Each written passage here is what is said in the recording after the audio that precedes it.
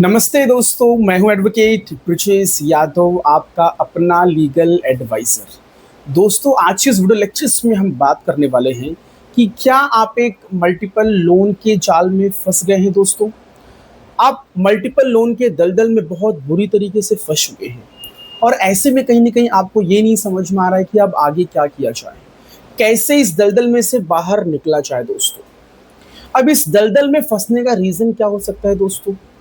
हो सकता है कि आपने 1 या 2 लोन लिया हो और 1 या 2 लोन लेने के बाद उस लोन की जो भी ईएमआई थी उसको आप बराबर एकदम रेगुलर मैनर में भर रहे थे और आगे चल के हुआ क्या, आपके साथ में कुछ ऐसी घटना घट गई जो कि आपके कंट्रोल में नहीं थी। कुछ ऐसा एक ऐसा इंसिडेंट घट गया जो आपके कंट्रोल में नहीं था। उस रीज़न की वजह से आपके पास पैसे की बहुत बड़ी किल्लत हो गई। और हम एग्जाम्पल में ले सकते हैं, फॉर एग्जाम्पल घर में मेडिकल इश्यूज़ आ गई, आपका जॉब लॉस हो गया, आपके बिज़नेस में, व्यापार में आपको लॉस हो गया दोस्तों। तो कहीं न कहीं बहुत बड़ी फाइनेंशियल क्राइसिस आ गई, इस रीज़न की वजह से आपने उसकी उस लोन की जो ईएमआई बनती थी, उसको आपने रेगुलर मैनर में नहीं भर पाया दोस्तों। अब हुआ क्या, आगे चलकर ये जो 2 लोन जो थे, जिसकी ईएमआई आप नहीं भर पा रहे थे, अब उसकी ईएमआई को भरने के लिए आपने एक और दूसरा आपने लोन ले लिया दोस्तों।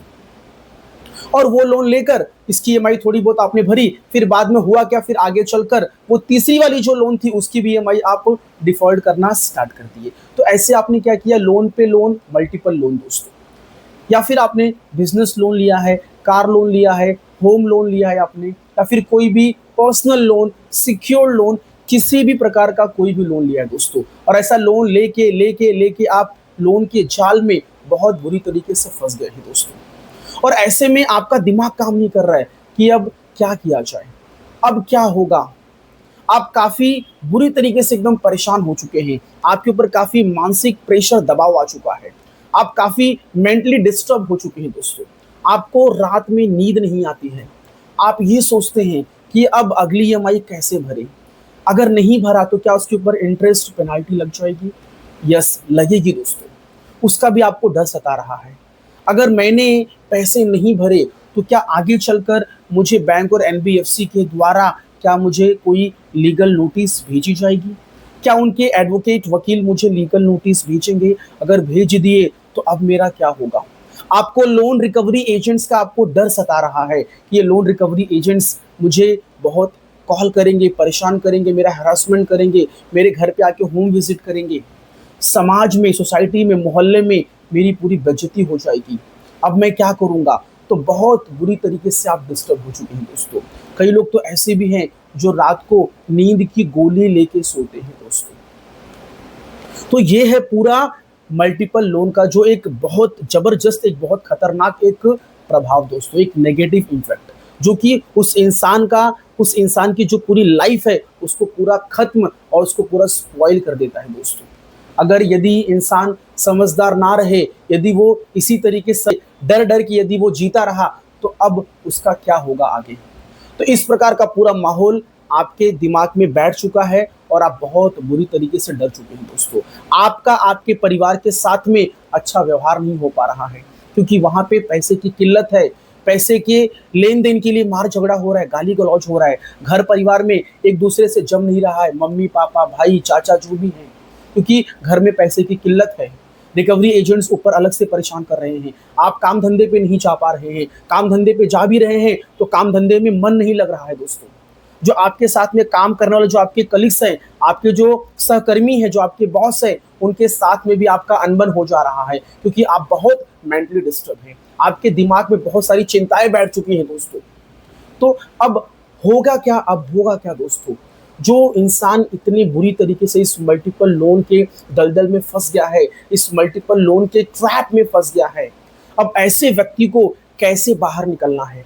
इस प्रॉब्लम, इस दिक्कत से कैसे उभरना है दोस्तों?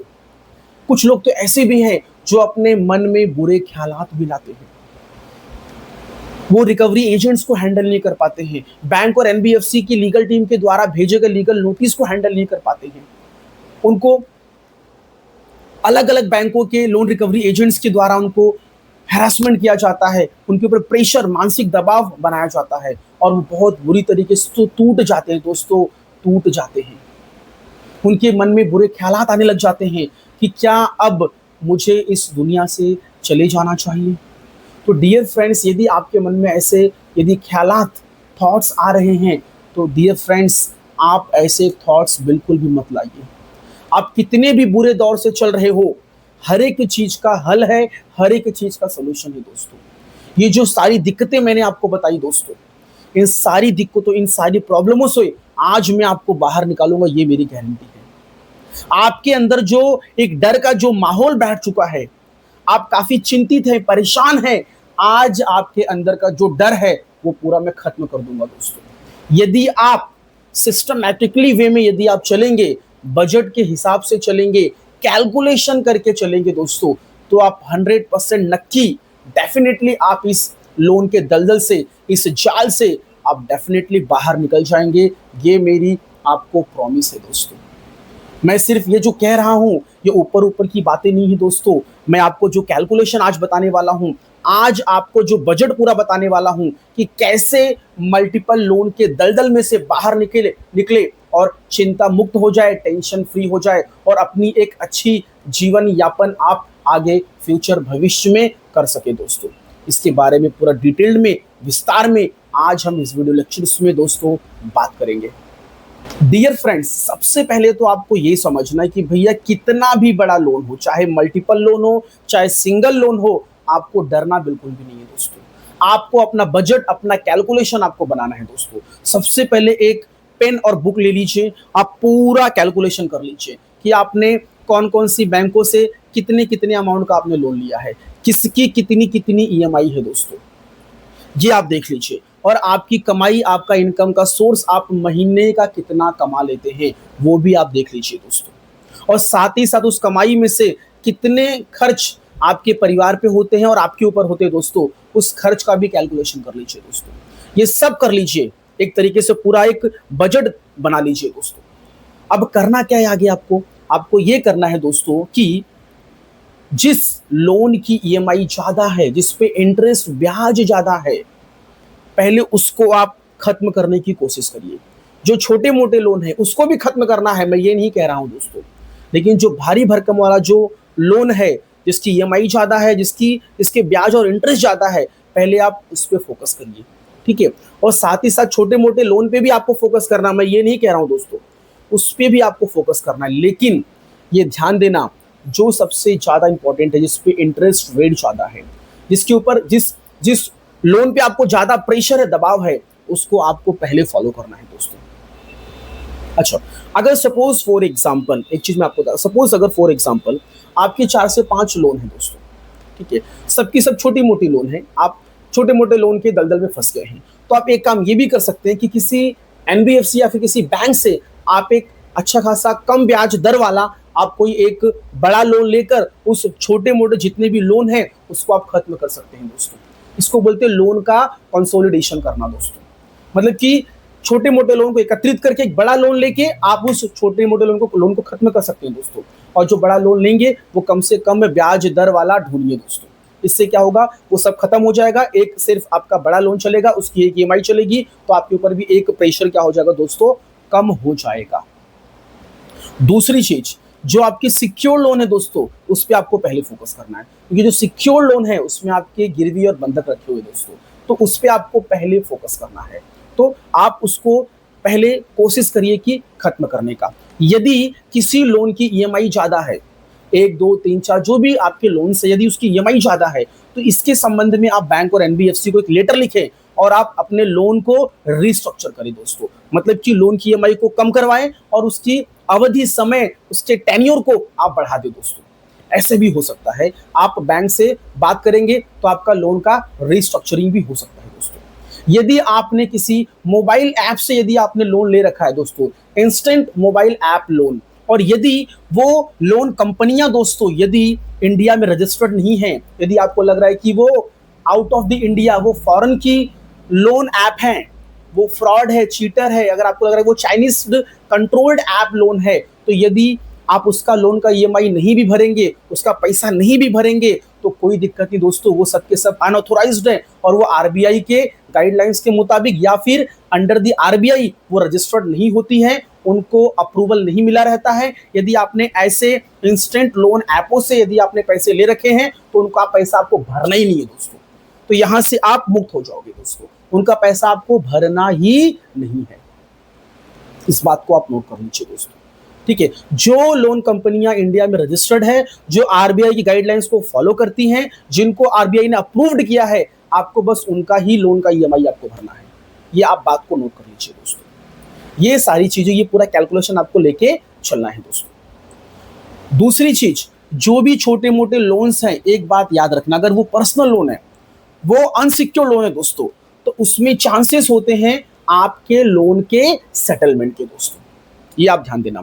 अगर आपकी स्थिति परिस्थिति बहुत खराब हो चुकी है तो आप इसके संबंध में बैंक और एनबीएफसी को आप लिख सकते हैं, अपनी स्थिति परिस्थिति से आप उनको अवगत करवा सकते हैं और आप उनको सेटलमेंट के लिए भी रिक्वेस्ट कर सकते हैं दोस्तों। तो इस तरीके से भी आप धीरे धीरे आप अपने आप को कर्ज के दलदल से आप बाहर निकाल सकते हैं दोस्तों।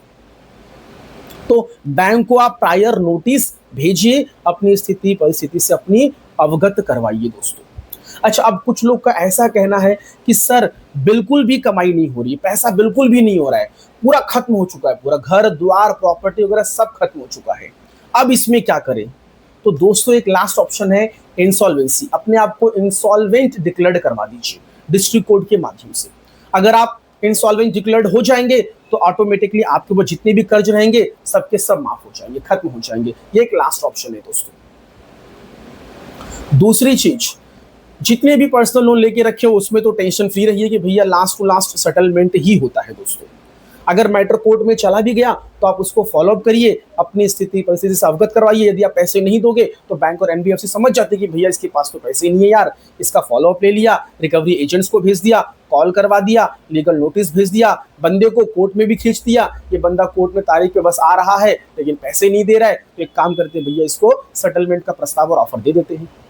तो इस प्रकार से भी क्या होगा, आप लोन के दलदल से बाहर निकल सकते हैं और आपको अच्छा खासा आपको सेटलमेंट का प्रस्ताव और ऑफर आएगा, तो आप उसका रीपेमेंट करवाकर आप अपने आप को कर्ज मुक्त कर सकते हैं दोस्तों। ये सारे ऑप्शंस हैं डियर फ्रेंड्स। तो मेरे दोस्तों आपको डरना नहीं है, ये सब जितने मैंने आपको सिस्टम बताए, ये जो प्रोसेस मैंने आपको बताया, इसको बहुत सिस्टमैटिकली वे में आपको फॉलो करना है। टेंशन लेना, चिंता लेना, ठीक है, एक दूसरे से लाइक अपने घर परिवार फैमिली से झगड़ना, पैसे को लेके किचकिच करना, ठीक है, हमेशा चिंता में डूबे रहना, हमेशा बहुत प्रेशर ले लेना, रात को सोना नहीं, नींद नहीं आनी, नींद की गोली लेना, ठीक है, हमेशा अकेला महसूस करना, ठीक है, आप अपने आप को समाज से काट लेना, तो दोस्तों ये जो है ना, ये हल नहीं है दोस्तों। आप कानून के जानकार बनिए और नियम कानून एक अच्छे सलाहकार के संपर्क में रहकर आप धीरे धीरे आप कर्ज मुक्त हो सकते हैं दोस्तों। आप खुद जानकार है, आपको पता है कि पर्सनल लोन लिए हो, अनसिक्योर्ड लोन लिए हो, यदि आपकी स्थिति परिस्थिति बहुत खराब है, पैसे है ही नहीं, तो आप मुझे बताओ बैंक और एनबीएफसी आपका क्या कर लेगी? मुझे बताओ आप, जब पैसे ही आपके पास नहीं है, लास्ट टू लास्ट क्या कर लेगी बताओ? छोटे मोटे लोन है तो मुझे तो नहीं लगता कि वो कोर्ट में कंप्लेंट फाइल करने के लिए जाएंगे। तो लास्ट टू लास्ट क्या हो सकता है? आपका अकाउंट राइट ऑफ कर देंगे, या फिर सेटलमेंट करवा लेंगे, या फिर आपके लोन के अकाउंट को किसी और को बेच देंगे, वो भी प्रक्रिया करेगा रिकवरी का प्रोसेस का, वो भी हार जाएगा। तो क्या होगा? लास्ट टू लास्ट आपका loan account wave of, right of या फिर सेटलमेंट। आपको इसमें कोई जेल नहीं होगी, आपको पुलिस अरेस्ट करने नहीं आएगी, आपको कोर्ट कचहरी नहीं जाना होगा। तो अमाउंट यदि बड़ा है, भारी भरकम है, तो मे भी कोर्ट में रिफर हो सकता है, कोई दिक्कत नहीं है। पर्सनल लोन है, अनसिक्योर्ड लोन है, आप जाइए, तारीख पे आप जाइए और अपनी प्रॉब्लम दिक्कत बताते रहिए, जो भी आपकी स्थिति परिस्थिति है बताइए, तो होगा क्या? सेटलमेंट ही होगा दोस्तों। तो मैं ये जो वीडियो बना रहा हूं, मैं उन लोगों के लिए बना रहा हूं जो बहुत बुरी तरीके से लोन के दलदल में फंस गए हैं, जिनकी स्थिति परिस्थिति बहुत खराब हो चुकी है। अब उन्हें कुछ समझ में नहीं आ रहा है कि आगे का रास्ता क्या होगा, मैं कहां चलूं, कहां जाऊं, कैसे क्या करूं मैं। ये वीडियो उनके लिए है।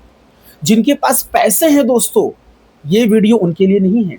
पैसे हैं तो आपको लोन का रीपेमेंट करना है, आपको बैंक और एनबीएफसी के साथ में गद्दारी नहीं करनी है, आपको चीटर फ्रॉडर नहीं बनना है, आपको विलफुल डिफॉल्टर नहीं बनना है। पैसे हैं तो उनके पैसे आपको देने हैं दोस्तों। ये वीडियो उनके लिए है जिनकी स्थिति परिस्थिति बहुत खराब हो चुकी है। मैं उनको ये रास्ता दिखा रहा हूं, मैं उनको गाइड कर रहा हूं, मैं उनको एडवाइस कर रहा हूं दोस्तों। तो डियर फ्रेंड्स, डरना नहीं है, डरना बिल्कुल भी नहीं है दोस्तों। डर गए तो फिर आपकी कहानी वहीं पे खत्म हो जाएगी, क्योंकि भैया डरता वो है जिसके पास कानून की जानकारी नहीं होती है। और जब आप मेरे चैनल से जुड़े हुए हैं, मैं आपको गाइड कर रहा हूं, एडवाइस कर रहा हूं, आपको रास्ता दिखा रहा हूं, तो किस बात का डर है आपके अंदर? उस डर को खत्म कर दीजिए दोस्तों। कुछ नहीं होगा, कोई दिक्कत नहीं, कोई प्रॉब्लम नहीं। आप शांतिपूर्वक ठंडे दिमाग से यदि आप सोचेंगे तो आपके हर एक प्रॉब्लम, हर एक समस्या का जो हल है वो निकलेगा दोस्तों। रिकवरी एजेंट्स परेशान करते हैं, घर पे होम विजिट करते हैं, गाली गलौज करते हैं, हरासमेंट करते हैं, आप उसको एकदम ठंडे दिमाग से उसका जवाब दीजिए। आप डरना नहीं है, घबराना नहीं है। आपके साथ में कानून है, आपके फंडामेंटल आपके राइट्स हैं, आपके मौलिक अधिकार हैं, उसका कोई उल्लंघन नहीं कर सकता है दोस्तों। कोई आपको हरासमेंट कर रहा है तो आप उसके खिलाफ में कंप्लेंट फाइल करिए। कोई घर पे आके होम विजिट करके समाज, सोसाइटी, मोहल्ले में आपकी बेइज्जती कर रहा है, आपकी गोपनीयता को भंग कर रहा है, तो उसके खिलाफ में आप कंप्लेंट फाइल करिए, क्योंकि वो क्या कर रहे हैं, वो आपके लीगल राइट्स का वायलेशन कर रहे हैं, उसका उल्लंघन कर रहे हैं। तो आप उनके खिलाफ में कंप्लेंट फाइल करिए दोस्तों। पैसे नहीं है, लोन नहीं भर पा रहे हो, वो चीज को साइड में रखो, लेकिन आपकी जो बेइज्जती की जा रही है, आपके मौलिक अधिकारों का जो हनन किया जा रहा है, आप उसके खिलाफ में तो खड़े होइए, उसका जवाब दीजिए। जवाब कैसे देना है, कहां देना है, कहां कंप्लेंट फाइल करना है, उसके लिए मैं आपके साथ में यहां बैठा हूं ना। आप मुझे मैसेज करिए, टेक्स्ट करिए, व्हाट्सएप करिए, कैसे कंप्लेंट का लेटर तैयार करना है, कहां पे इनके खिलाफ में कंप्लेंट फाइल करनी है, पूरा आइडिया, पूरा प्रोसेस मैं आपको दूंगा दोस्तों। तो लड़ोगे नहीं तो हमेशा डरते रहोगे, इसीलिए लड़ना सीखो दोस्तों। लड़ना मतलब क्या होता है? अपने अधिकारों, अपने राइट्स का बचाव करो। आपके जो भी मौलिक अधिकार हैं उसका बचाव करो, उसको बचाओ। आप अपने फंडामेंटल राइट्स का उल्लंघन मत होने दो। पैसे नहीं है वो चीज साइड में दोस्तों, पैसे नहीं है, आगे क्या क्या हो सकता है मैंने आपको सब बता दिया है। लेकिन रही बात जो आपके ऊपर एक दबाव, एक फिजिकल हरासमेंट, एक मेंटल हरासमेंट जो किया जा रहा है, उसका आपको जवाब देना है, उससे आपको लड़ना है दोस्तों। मैं उस मुद्दे पे आज बात कर रहा हूं। डरना, मानसिक तनाव, डिप्रेशन, चिंता, ये कोई हल नहीं है दोस्तों। ये चुटकियों में खत्म हो जाएंगे, चुटकियों में। जहां पे आपके पास लीगल ज्ञान आ जाएगा, ये सब खत्म हो जाएंगे दोस्तों। तो अपने आप को अंदर से मजबूत करिए, स्ट्रांग करिए, डरना नहीं है दोस्तों। काम धंधे पे फोकस करिए, डेली जॉब पे जाइए, कहीं से भी यहां वहां से पैसे कैसे कमाया जाए, कैसे एक्स्ट्रा इनकम का सोर्स बनाया जाए, छोटे मोटे व्यापार, बिजनेस के बारे में सोचिए। कोई जॉब है वहां पे आप कर रहे हो, यदि उसमें सैलरी कम है, इनकम कम है, तो आप दूसरी कंपनी में ज्वाइन करिए जहां पे कुछ आपको एक्स्ट्रा आपको सैलरी मिल जाए। तो इनकम का सोर्स बनाइए, काम धंधे पे फोकस करिए, अपना मन आप काम धंधे पे लगाइए दोस्तों, जहां से दो पैसे आएंगे। देखिए, पैसे कमाओगे, पैसे आएंगे तो आपका घर परिवार चलेगा। आपके बैकअप में, आपके पीछे आपका जो परिवार, आपके बाल बच्चे, आपकी जो बीवी है, आपके माता पिता हैं दोस्तों, वो एकदम सिस्टमैटिकली वे में वो अच्छे से शांतिपूर्वक रह पाएंगे, खुशहाल रह पाएंगे दोस्तों। बच्चों की पढ़ाई लिखाई अच्छे से हो पाएगी। क्योंकि दोस्तों, ये लोन के चक्कर में आप अपने आप को चिंता में डाल लोगे, डिप्रेशन में चले जाओगे, प्रेशर ले लोगे, हाँ, घर में गाली गलौज करोगे, चिल्लम चाली करोगे, अपना बिहेवियर चेंज कर लोगे, तो पूरा परिवार डिस्टर्ब होगा दोस्तों। पूरा परिवार डिस्टर्ब होगा, आप ही नहीं, पूरे परिवार डिस्टर्ब होगा दोस्तों। और इसकी जड़ कौन थी? लोन।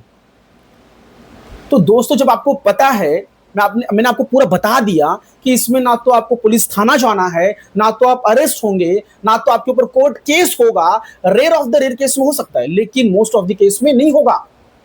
तो किस बात का डर है, किस बात का डर है दोस्तों? ये लोन रिकवरी एजेंट्स आपको परेशान करेंगे, घर पे आके होम विजिट करेंगे, आपका हैरासमेंट करेंगे। यार आरबीआई की गाइडलाइंस है, गाइडलाइंस पूरा पढ़ लो, कैसे उनसे बात करना है, कैसे उनसे बात करना है, पूरा नियम कानून पढ़ लो दोस्तों। अगर वो आरबीआई के गाइडलाइंस के खिलाफ में जाते हैं, उनसे बात नहीं करना है आपको। घर पे आ रहे हैं, अथोराइजेशन लेटर मांगिए उनसे, होम विजिट लेटर मांगिए उनसे, आईडी कार्ड मांगिए, किस बैंक ने आपको भेजा है, डीआरए का लाइसेंस दिखाइए। यदि वो इस प्रकार से कोई भी इंफॉर्मेशन यदि आपको नहीं देते हैं, तो ऐसे लोगों से आपको बिल्कुल भी बात नहीं करना है। ऐसे लोगों को आपको तुरंत वहीं से आउट कर देना है दोस्तों। सो डियर फ्रेंड्स, आपको अपने राइट्स, अपने मौलिक अधिकारों को लेकर आपको जागरूक होना पड़ेगा। ये रिकवरी एजेंट्स आपको बार बार कॉल्स करते हैं, आपको परेशान करते हैं, आपको मेंटली हरास करते हैं, मानसिक प्रेशर दबाव बनाते हैं। तो ऐसे लोन रिकवरी एजेंट्स का जो नंबर है उसको ब्लॉक कर दीजिए। यदि वो अननोन नंबर है तो मोबाइल में ऐसी कोई सेटिंग कर दीजिए कि उनके नंबर्स ना आए, वो कॉल्स ना आए और आप हरास ना हो पाओ, आप परेशान ना हो पाओ दोस्तों। तो यदि आपको ऐसा लग रहा है कि ये सिम कार्ड मुझे परेशान कर रहा है, तो सिम कार्ड को तोड़ के फेंक दीजिए दोस्तों। लेकिन अपनी स्थिति परिस्थिति से बैंक और एनबीएफसी को जरूर आप अवगत कराएं दोस्तों, उनके संपर्क में रहिए दोस्तों। मोबाइल फोन बंद, सिम कार्ड तोड़ दिया, एड्रेस को चेंज कर दिया, कोई दिक्कत नहीं दोस्तों, क्योंकि आप इस मानसिक प्रेशर से आप दूर जाना चाहते हैं, आप एक खुशहाल जिंदगी जीना चाहते हैं, आप दो पैसे कमाकर धीरे धीरे पैसे इकट्ठा करके आप इन पूरे कर्जों को भरना चाहते हैं, आप इस लोन के दलदल से बाहर निकलना चाहते हैं दोस्तों। तो डियर फ्रेंड्स, डरना नहीं है, डरोगे तो आपको और डराया जाएगा। तो कानून के जानकार बनिए और मेरे संपर्क में रहिए, आपकी हर एक तकलीफ का हल मैं निकाल कर दूंगा दोस्तों। सो डियर फ्रेंड्स, मेरा ये लेक्चर यहीं पे समाप्त होता है। आप लोगों ने इतना समय दिया, आप लोगों का बहुत बहुत धन्यवाद दोस्तों। जय हिंद, जय भारत दोस्तों।